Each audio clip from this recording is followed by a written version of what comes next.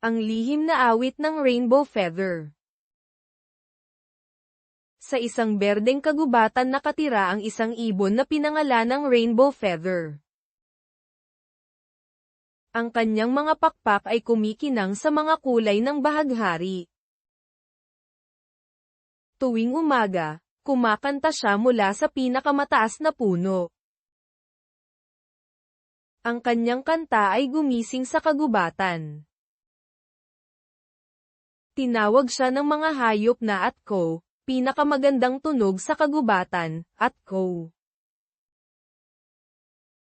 Ngunit ang mga kanta ay hindi sa kanya. Ginaya niya ang nightingale, thrush, at golden oriole. Natatakot siyang gamitin ang tunay niyang boses. Akala niya walang magkakagusto dito.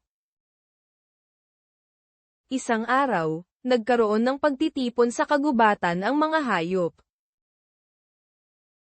Ang matandang kwago ay nagtanong, Atco, hindi ba ito ay parang kanta ng nightingale, Atco? Nagsimulang bulungan ang mga hayop.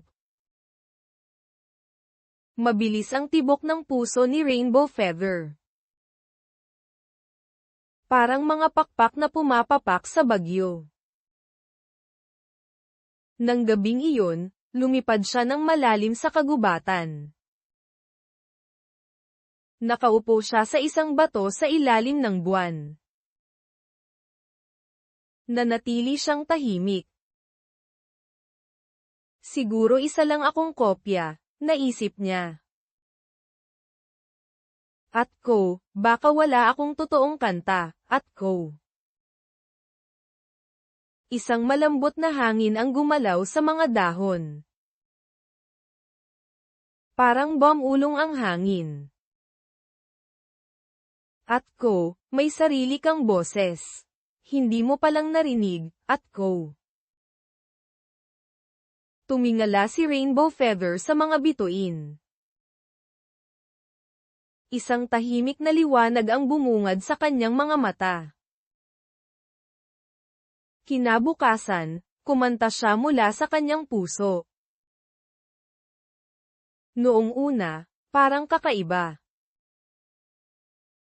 Ngunit pagkatapos, tulad ng isang bumubulusok na bukal.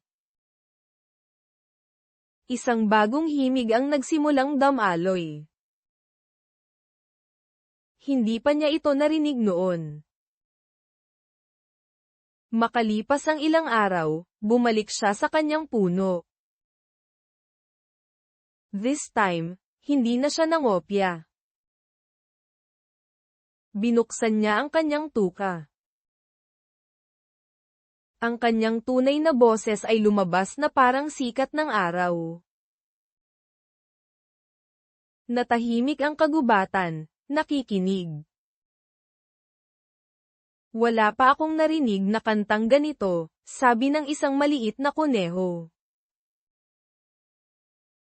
Napakaganda. Tumango ang matandang kwago.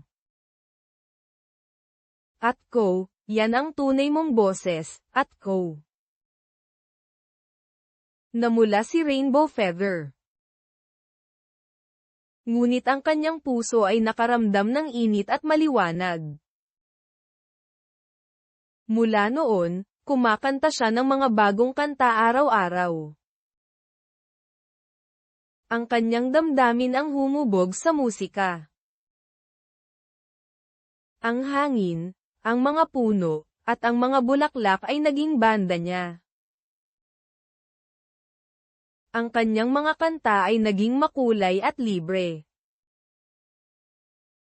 Ang kagubatan ay hindi na umalingaw-ngaw sa mga kinopyang kanta.